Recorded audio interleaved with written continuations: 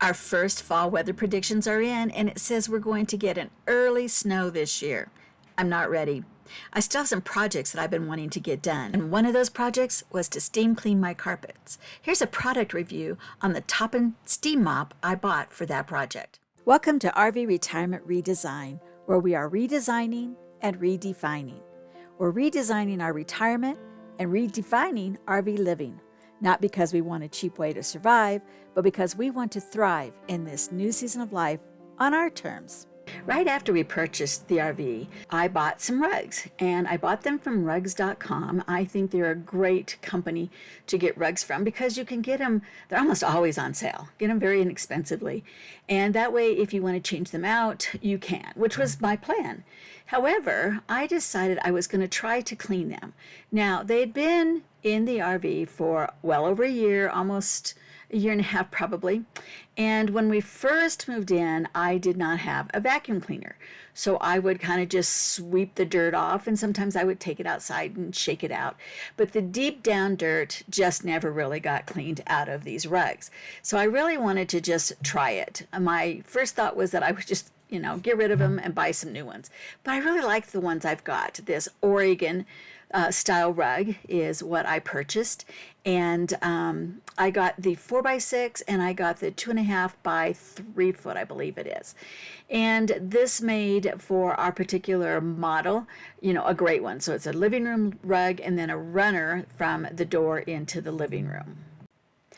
So I did my research, and I was really looking for something that would clean my floors, refresh the carpet, steam clean the sinks, those kinds of things. Something that was small and compact, and that would be under $100. And what I eventually settled on was the Toppin Fresh Clean Steam Mop, which I bought on Amazon. I've got the link here, but I also have it down below for you. And today I'm going to share my experience with this, and at the end of the video, I'll let you know if I think it was worth the money. Okay, I'm going to ask for forgiveness right now. When I videotaped some of this, the focus was on manual. I did not realize that, and it came out a little blurry.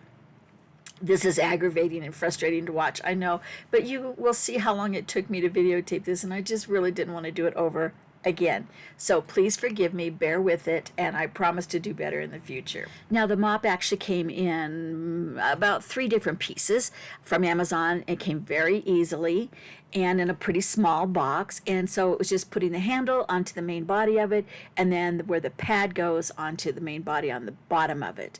It heated up pretty quickly, actually, and it did take a little while for the mop head part to actually get wet enough and warm enough to make a difference on the rug. Now, this isn't the type of carpet cleaner where it pushes out water and then sucks up the dirt part. This really just has a head on it that is rubbing over the rug.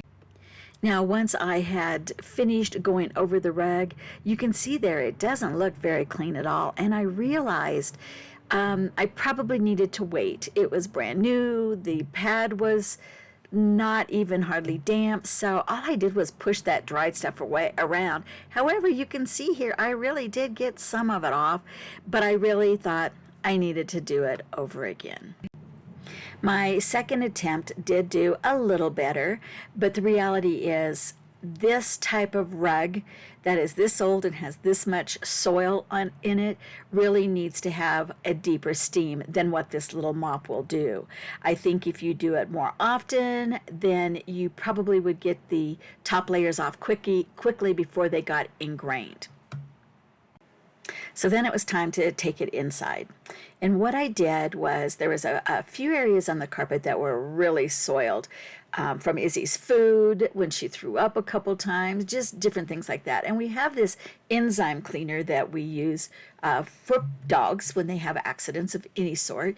And so I did spray some of that on the rug, and it always takes up whatever it is. And it seemed to do it again this time as well. So the lessons that I learned on this area was, first of all, rotate the rug.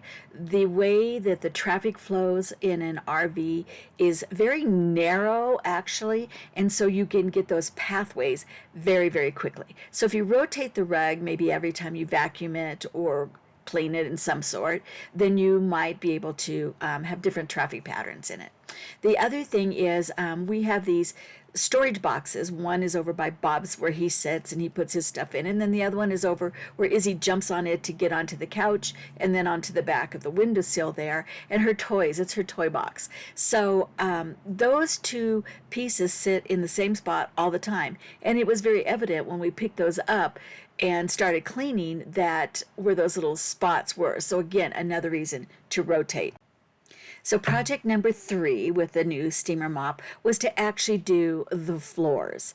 And I'm going to tell you, this is probably where I think it excelled. And so I'm very happy that I did purchase it, just even if it's just for the floors. But here I swept the floors first, and then I changed the mop heads. And you'll be able to see the difference between the brand new mop head that I'm going to put on and what actually came out from the carpets themselves. Now, again, the manufacturers say not to put any chemicals inside of the appliance itself. And it says that the hot steam will kill the germs, and so you don't need to put anything on the floors. But you know what? It's still COVID, and so I did put some germicide on the floor just to make sure it was going to be nice and clean and sanitized. And it really did clean the floors well. So after the floor had dried, which it does dry very quickly, I put the rugs back down. I took the vacuum cleaner and got all the Walmart carpet cleaning product off of it. And I do want to show you the vacuum because I bought that maybe a couple or 3 months ago, and I really like it. It's a little top heavy, so if you don't have a lot of strength in your arms, that could be a problem, but it really sucks, and it is spacious for a small place, and I really do like it. So after putting the storage boxes back down and straightening up, the verdict, well, it didn't, again, get out everything. It was deeply ingrained in there. It was just too old of dirt to really get it out. But I do think if you did it more often, then it would extend the life of these rugs. Now remember, these are not very expensive, so was it worth it? It was worth the effort, and I will do it when I get new rugs more often, and I think that that will extend the life of the rugs. I also wanted to mention that I did do the kitchen floor and the hallway floors as well, and it did a super job. And these rubber mats, I took them outside and I used the steamer on them to clean them off, and that worked really well too. Now, my final project was to use the appliance as just a steamer. I'm going to steam clean the sink and just see how well it does as a steam cleaner. My plan is to use it into the bathroom and, just on those things that you really want to steam clean very deeply. Now, as I said, it only takes about a cup and a half to 2 cups to fill it up, and I finally figured out if you lay it down you can fill it up a little bit more, and that plug really does hold the water in. I did find a few drips, not sure where they're coming from, but it works pretty good. Now you can see here that once you turn it on, you'll see that red light, and then it doesn't take too awfully long for the blue light to come on. Now what I found was that when that blue light comes on, it's still not very hot. So if you want the hot steam, you're going to have to wait, be a little bit more patient for it to really warm up. So I tried it first without any of the attachments on, just to see how much the steam would come out and how clean it might get a specific area. And it was okay, but I do think once I tried the attachments, it did a much better job. Now it does come with a variety of different attachments, and I found for cleaning the sink in particular, this nozzle, this one that shoots a narrow stream of steam, gets into those nooks and crannies and makes a big difference.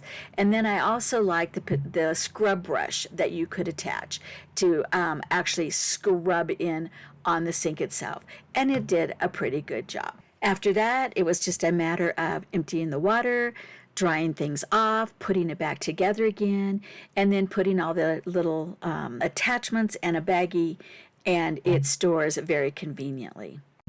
So if you're interested, here's the information from the Toppin website itself. It'll give you a few more statistics. And My verdict is, if you need it for your floors, it's nice to have it for your carpets and for steam cleaning. If you want it for steam cleaning or for carpet cleaning, it's probably not worth your money. So if you have one of these, let me know what your experience is. Give us some hints down below how well it worked for you, if you thought it was worth the money or not. Now, I do want to tell you about our next video coming up next week. There is a hard topic that I'm going to bring up, and it's all about RV full-time living and the stigma that comes with it. So if you want to make sure that you get to hear that, please like and subscribe, put that notification bell on, and we'll make sure you're one of the first ones to hear about this debate. Thanks for spending time with us today. We appreciate you.